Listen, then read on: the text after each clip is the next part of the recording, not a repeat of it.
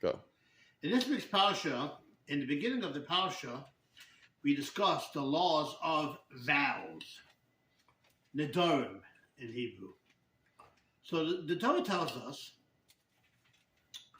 as follows. It says that a person should be careful with what he says, and he shouldn't profane his words. Torah says, Lo yachal devaro, don't profane your words. K'chol hayotzim mipiv yaseh. According to whatever comes from his mouth, shall he do. So there's a gewaldige pshat I saw today, and that's as follows. If you look later on in the Torah, in Parshas Ki Sete, in the book of Deuteronomy, the Torah tells us as follows. Watch this pasuk. Motzas v'asecha tishmor v'asitza. You shall observe and carry out what emerges from your lips. Kasher nadat l'Hashem l'kecha nadav asher dibata b'picha. Just as you vowed a voluntary gift to Hashem your God, whatever you spoke with your mouth. That's the literal interpretation of the pasuk. A person should observe whatever comes out of his mouth.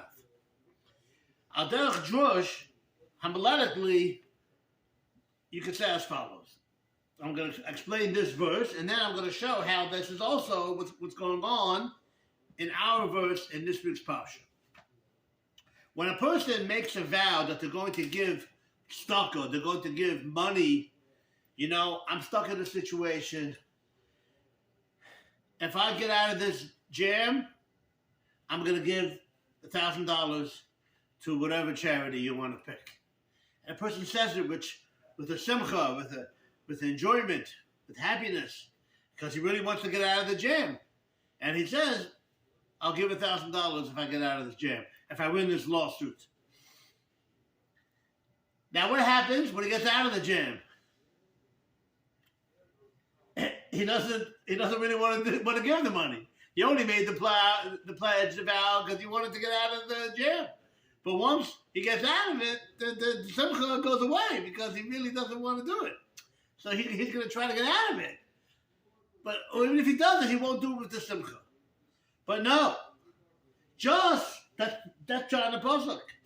Kasher nadatu l'Hashem l'kecha. When you made the neder, when you made the vow, you did it b'simcha. So also when you fulfill the vow, you should also do it b'simcha the same way. When it came out of your mouth, the vow, you did it b'simcha. So when you fulfill it, you should fulfill it b'simcha.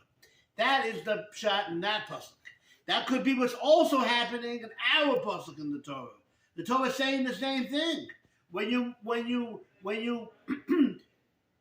make a neder, when you make a vow that if I get out of this jam, I'm going to give all this money, and you do it b'simcha. Lo yachal devaro, don't profane your words. K'chol hayotzim mipiv yaseh. Everything that comes out of your mouth you shall do. So literally it means, it's talking about actually fulfilling the vow. But no, homiletically it means even deeper. It means you should do it with the same enthusiasm as when it came out of your mouth.